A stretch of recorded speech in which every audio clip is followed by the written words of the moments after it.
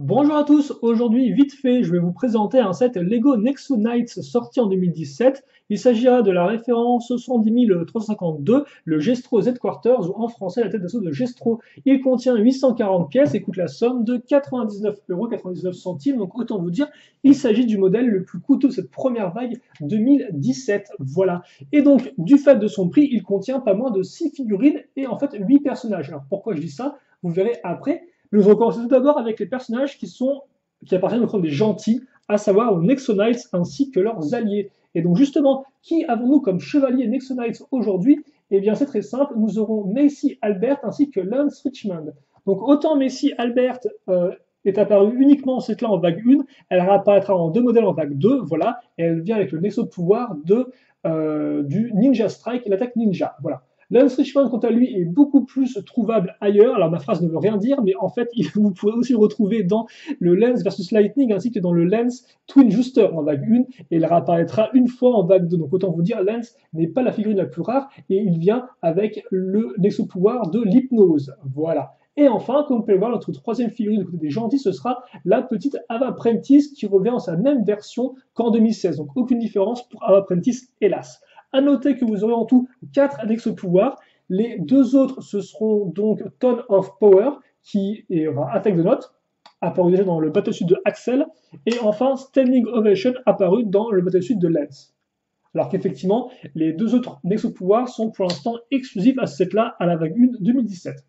Ensuite, du côté des méchants, nous aurons bien le grand méchant qui en a apparemment l'air, c'est Gestro, en effet, qui nous revient dans une toute nouvelle version de 2017, encore plus, ma foi, terrifiante et un peu plus jaune aussi, à savoir qu'il vient avec un double imprimé.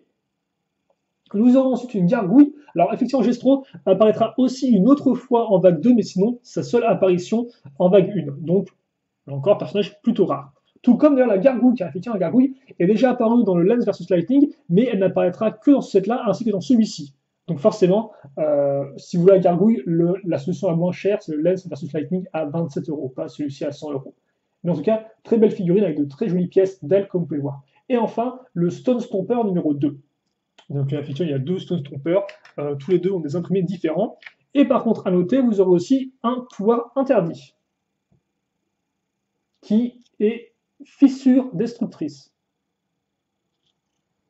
Et comme je disais, on aura aussi deux autres personnages du côté des méchants de Roche. Le premier est un brickster, ou un bricker en français. Donc c'est un monstre composé de briques, littéralement, hein, comme vous pouvez le voir, de briques Lego, avec une jolie pièce imprimée pour la tête et des bras qui bougent.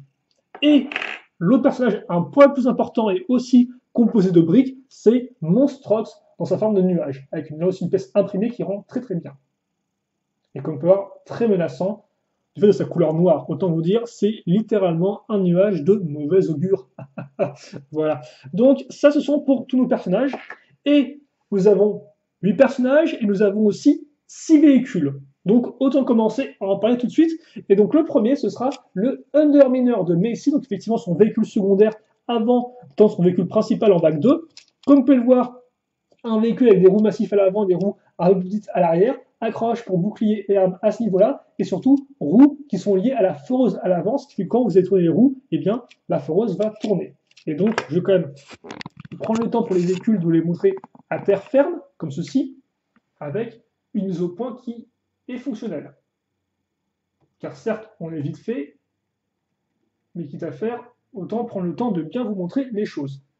Et donc, je vais aussi prendre la figurine de Messi afin de vous montrer à quoi ressemblent les véhicules par rapport à ce que je vais peut-être plutôt prendre là, excusez-moi, la figurine du Stone Stomper numéro 2 qui est beaucoup plus simple à poser et qui n'a pas une tonne d'armure. Donc effectivement, notre petit Underminer qui fait 12,5 de longueur, 8 de largeur et 5 de hauteur, et qui par contre n'est pas adaptable au Battlesuit. Parce que souvenez-vous, la plupart des véhicules Nexonites 2017 ont tous une sorte de petit segment qui peut être accroché au Battlesuit, aux armures mobiles des chevaliers. Là, ce n'est pas le cas du tout. C'est un peu dommage, mais bon, c'est comme ça. Ok, donc ça c'est pour le premier véhicule. Le second véhicule, il s'agit du bateau, littéralement le bateau. Donc 9 de long, 5 de large et 3 de hauteur. Donc un bateau pour les monstres de roche, c'est un peu étrange, mais c'est comme ça. Je ne suis pas entièrement sûr du concept, mais au moins ça permet d'avoir une plus grande jouabilité. forcément, vu qu'on aura plusieurs types de véhicules, dont un qui va sur l'eau. À part ça, sinon, comme on peut voir, pièces de canot toutes faites et quelques éléments de roche ici et là, rien de spécialement à se mettre sous la dent. Pièces d'accroche qui seraient utiles pour accrocher le véhicule à la remorque par la suite. Ensuite, vous avez le véhicule à roue de pierre. Lui, en termes de dimension, est donc du 7 de longueur, du 5 de largeur et du 4,5 de hauteur.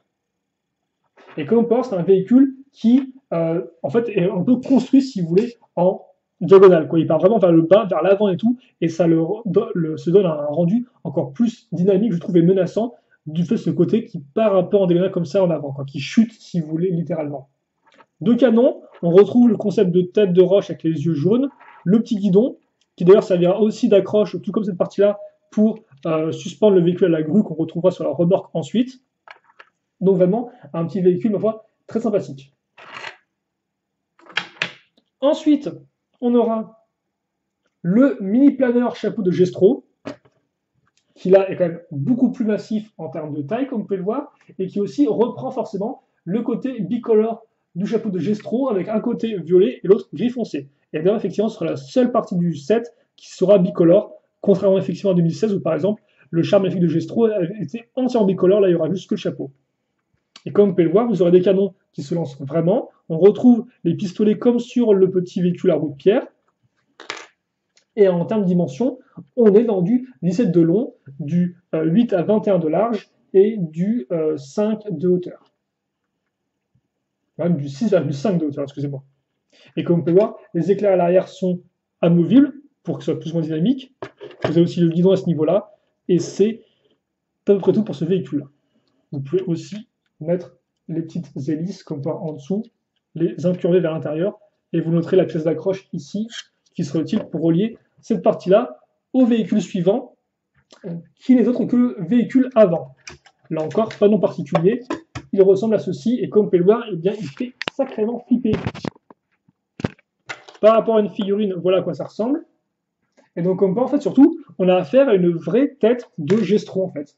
Donc, comme tête de figurine, comme une tête de figurine, mais à l'échelle brique. Donc on retrouve le tenon au-dessus et on retrouve le côté courbé d'une tête de mini-figurine Lego traditionnelle. Après, pour le reste, forcément, ce qui ressort le plus, en plus de la tête, ce sont les grosses roues à l'avant, l'espèce de gros rouleau compresseur, comme on peut voir un peu, les petits missiles sur les côtés. Donc ça fait au final comme si le personnage tenait le rouleau par des sortes de mains, comme ça. Grosse roue aussi à l'arrière, petit laser à ce niveau-là. Point de suspension qui servira à maintenir en place le chapeau. Accroche pour la remorque. Différents outils à l'arrière. Marteau, etc. Vous noterez aussi les petits trous à ce niveau qui permettent de maintenir le véhicule un peu en place. Et d'ailleurs, c'est un peu dommage parce qu'effectivement, elles ressortent, ce qui est un peu laid, je trouve. Et enfin, le goût du spectacle, ou presque, le fait que la tête peut s'ouvrir littéralement sur les côtés, comme ceci, afin de révéler deux lasers. Donc autant vous dire, faut pas trop le chercher le Gestro. Mais évidemment, on a là la tête de Gestro avec des jolies pièces imprimées. Là encore, vraiment un très joli travail sur les pièces imprimées dans ce set-là, je trouve. Mais il nous manque le chapeau de Gestro. Et donc, c'est avec la première accroche qu'on va faire à ce niveau-là. Comme ceci. Et vous pouvez d'ailleurs lever les éclairs comme ça. Et après, en termes de dimension, je n'ai pas précisé, mais pour le véhicule avant, c'est du 18 de longueur, 16,5 à 19,5 de largeur et du 10,5 à 14,5 de hauteur si vous incluez le chapeau. Et sans compter les éclairs qui partent tout en l'air. Voilà.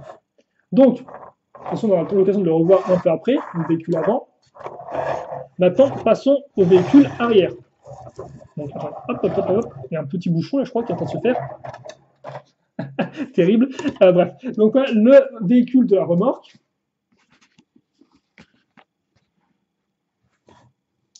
Et donc, alors lui, c'est vraiment le véhicule conteneur, en fait, si vous voulez, pour plusieurs raisons. Donc déjà, vous pouvez remarquer que là encore, on va reprendre nos grosses roues de pierre. Vous remarquez aussi le côté un peu château fort avec le côté rempart ici, avec les petits pics qui ressortent, ainsi que le côté grue, qui fait un peu comme une sorte de haut de tour de château classique. Voilà. Vous noterez aussi la petite échelle, ainsi que la première partie intéressante, en effet, on a une sorte de partie vide qui va servir à relier notre bateau. Comme ceci, on appuie et c'est bon. Et après, si vous voulez l'éjecter, vous avez une sorte de petit bouton pressoir à l'avant du véhicule. Comme ceci. Vous noterez aussi les pièces d'accroche ici, ici et là. Donc là, c'est pour Monstrox. Là, c'est pour le bouclier interdit, enfin plutôt le pouvoir interdit, excusez-moi. Et l'autre, c'est pour mettre une des armes, par exemple. Donc par exemple, l'arme de la gargouille, vous pouvez la mettre à ce niveau-là. Alors si j'aille à accrocher ça comme ça, bien sûr. Et vous remarquerez aussi, donc, en plus de l'accroche pour la partie avant, qu'on a là encore une tête de monstre qui est imprimée, qui rend très bien. Donc on a vraiment un véhicule, entre guillemets, vivant. La grue, à noter, elle est, vous pouvez la pivoter. Et vous avez aussi une accroche ici, donc, pour mettre, soit comme je l'ai dit, par exemple, ce véhicule-là, voilà, pour le transporter, pour le descendre, entre guillemets, sur la zone de combat, ce qui est quand même plutôt cool. Ou alors pour maintenir en place la prison, dans laquelle vous pourrez mettre n'importe quelle figurine qui vous tente. Alors je ne sais pas si Axel passe là-dedans, vu qu'il est quand même assez large d'épaule, on peut le dire, mais voilà. Et donc enfin, après qu'on ait eu Monstrox, et donc oui, rapidement niveau dimension, la remorque c'est du 15 de longueur, 16,5 de largeur et 10 à 22 de hauteur. Et donc voilà, une fois qu'on a fait ça, on peut mettre le véhicule à roue de pierre qu'on va coincer en fait grâce aux pièces pentues ici et là.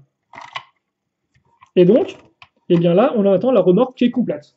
Il y a tout dedans, bateau, véhicule à roue de pierre et la prison et même Monstrox. Donc comme ça, toute la famille est prête, on peut partir au camping. Bon, même si bon, c'est pas vraiment très gestro-esque de partir au camping, mais bon, c'est pas grave. Et après, une fois qu'on a fait ça, eh bien, on raccroche nos deux parties et face à nous se présente la tête d'assaut de Gestro, enfin terminée, complétée et prêt à aller tout casser. Et effectivement, des grosses roues de pierre qui doivent peser la masse. Je pense qu'effectivement, il va tout casser, le Gistro. Hein. Là, on est bien parti pour tout casser. Et donc, voilà à quoi ça ressemble. Et en termes de dimension, il fait 33 cm de long, 19,5 de large et 21,5 de hauteur. Et honnêtement, par rapport à une figurine, hein, on va rigoler, mais comme vous pouvez le voir, la figurine, elle se sent, voilà, elle se sent un peu, peut-être un peu mal à l'aise face à la masse du véhicule. Et donc, eh bien, au final, voilà pour ce véhicule de Gestro en termes de présentation. Je n'ai pas grand-chose de plus à dire dessus. Oula, par contre, voilà. Donc maintenant, ce que je vais faire, eh bien, c'est vous donner un peu mon avis sur ce set-là. Et donc, est-ce que c'est vrai que je peux vous recommander ou pas? Eh bien, je peux vous le recommander, même si moi, il n'a pas fait l'unanimité, en fait, si vous voulez. Il y a des points forts très forts et des points faibles, je trouve, qui honnêtement gâchent un peu le plaisir que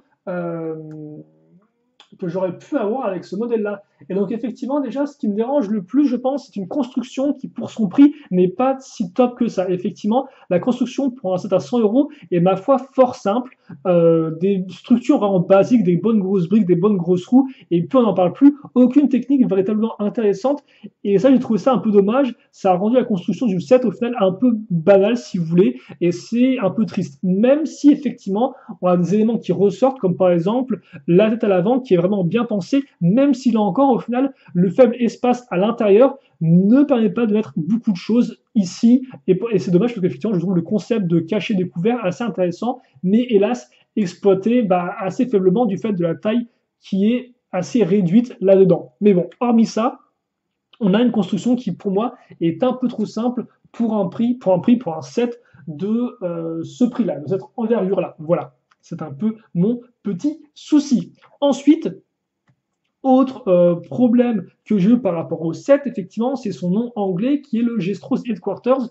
Et effectivement, quand moi on me dit quartier général, je pense à une sorte, bien sûr, de véhicule mobile, certes, mais avec une sorte de grosse caravane, un truc comme ça, dans lequel on peut vraiment interagir, il y a des salles de commande, etc. Là, il n'y a pas du tout ça, même si de base le set avait une tour un peu plus grande avec des quartiers de Gestro, au final, ça a été supprimé. Et donc, on se retrouve au final plus qu'un quartier général, on se retrouve avec un garage général, si vous voulez, donc une sorte vraiment de véhicule conteneur qui contient d'autres véhicules. Et donc, bon, une fois qu'on a passé ça, ça passe, si vous voulez, mais c'est vrai que moi, quand j'ai lu le quartier général, je m'attendais à autre chose. Donc voilà, sachez au moins à quoi vous attendre avec le set. Il n'y a pas de pièces de vie, il n'y a pas de centre de commande, il n'y a pas de chambre, il n'y a pas vraiment de prison, si ce n'est la petite prison sur la grue. Donc voilà, à prendre en considération. Toutefois, Hormis ces points négatifs, il y a d'autres points que moi j'apprécie beaucoup, qui sont par exemple déjà la jouabilité. En effet, on se retrouve, comme j'ai dit, face à une sorte de garage mobile, et donc de ce fait, on n'a pas moins de 5 véhicules en un, ce qui forcément permet d'une part de compléter l'armée de pierre, mais aussi d'amener beaucoup de scènes de jeu différentes, vu qu'en plus, comme vous avez pu le voir, nos différents véhicules ne sont pas tous des véhicules terrestres. On a certes du terrestre avec véhicule avant, remorque et véhicule à roue de pierre, mais on a aussi du volant avec le chapeau planeur, et on a aussi de l'eau, de l'aquatique avec le bateau. Et c'est d'ailleurs la première fois qu'on a un bateau en Nexo Knights. Alors certes, c'est honnêtement pas vraiment le plus chouette des modèles en termes de construction, et là encore, comme j'ai dit, le concept de monstres de pierre qui vont dans l'eau, ça me semble un peu suspect, même si ça peut être compréhensible, hein. Par exemple, pour aller choper un pouvoir interdit de l'autre côté d'une rivière, pourquoi pas, le canot, ça peut être utile, quoi. Mais voilà. Mais hormis ça, effectivement, beaucoup de jouabilité, de diversité qu'on retrouve d'ailleurs aussi au niveau des figurines. 6 figurines, dont 8 personnages, avec en plus Monstrox, qui est vraiment exclusif. Tout ça permet des bonnes petites scènes de jeu, même si là encore, en termes de figurines pures et dures, il n'y a rien vraiment qui m'a impressionné, parce qu'il n'y a rien vraiment qui est exclusif à cette là. Voilà. Après, ça reste quand même des bonnes figurines, quoi. Gestro, la gargouille, Macy ou Lance, même Ava pour ceux qui l'auraient pu en 2016, ça reste quand même une figurine quand même qui est assez rare, quoi. Pas exclusive certes, mais quand même ultra rare. Donc bon, là encore, je pense que la plupart d'entre vous seront contents d'avoir ces figurines-là dans ce set.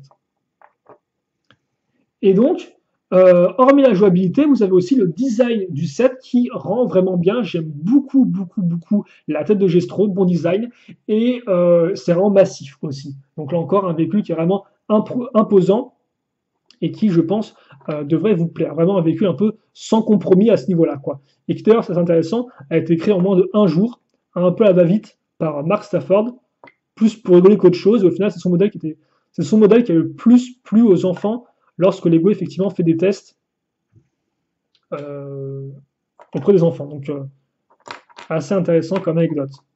D'ailleurs, je n'avais pas précisé dans la review vidéo, hélas. Et donc voilà pour ce vite fait. J'espère qu'il vous a plu. Si vous, il vous reste des questions, des commentaires, n'hésitez pas à me les poser. J'y répondrai avec grand plaisir comme d'habitude. Et puis nous, forcément, on se retrouve très prochainement pour de nouvelles vidéos. En attendant, portez-vous bien, passez une bonne journée, une bonne suite que vous voulez. Et pour le reste, eh bien, salut à tous et à toutes.